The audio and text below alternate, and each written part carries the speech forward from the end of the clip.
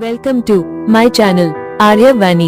एक महात्मा प्रवचन कर रहे थे कि किसान ने जौ के बीज बोए। इनमें से कुछ बीज पगडंडी पर पड़े जिन्हें चिड़िया झट से चुग गई। इन्हीं में से कुछ बीज पथरीली जमीन पर पड़े और अंकुरित हुए, लेकिन तेज धूप की ताप से झुलस गए क्योंकि जड़ें गहरी नहीं थी।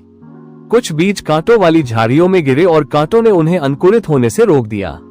लेकिन कुछ ऐसे पुण्यवान बीज थे जो बिल्कुल मिट्टी वाली उर्वर जमीन पर पड़े और अच्छी प्रकार से अंकुरित हुए।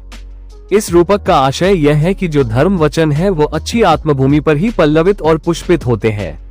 मनोवैज्ञानिक रूप से ये कहानी मानव मन की विभिन्न अवस्थाओं का प्रतिनिधित्व करती है। पगडंडी पर गिरे बीज, the seeds on the pathway, ये उन लोगों का प्रतीक है जिनका मन सतही और भटका हुआ होता है।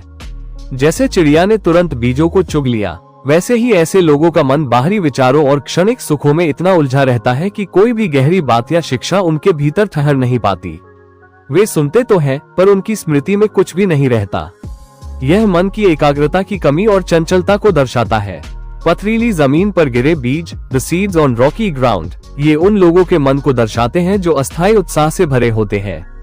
वे धर्म या ज्ञान की बातें सुनकर तुरंत प्रेरित हो जाते हैं और उन्हें अपनाते हैं, लेकिन उनकी जड़ें, उनकी प्रतिबद्धता और दृढ़ता गहरी नहीं होती। थोड़ी सी भी कठिनाई, जैसे तेज धूप, आने पर वे आसानी से हार मान लेते हैं और उनका उत्साह ठंडा पड़ जाता है। यह मानसिक लचीलेपन की कमी और सतही भावनाओं का प्रतीक है। कांटों में गिरे बीज, द सीड्स अमंग थॉर्न्स, ये उन लोगों का प्रतिनिधित्व करते हैं जिनका मन चिंता और सांसारिक मोह से घिरा होता है।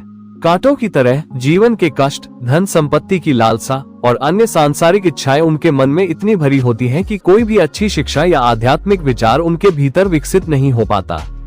ये कांटे अच्छे विचारों को पनपने नहीं देते और धीरे धीरे उन्हें कुचल देते हैं। उर्वर जमीन पर गिरे बीज, the seeds on fertile ground, ये उन लोगों का प्रतीक है जिनका मन ग्रहणशील, खुला और शुद्ध होता है।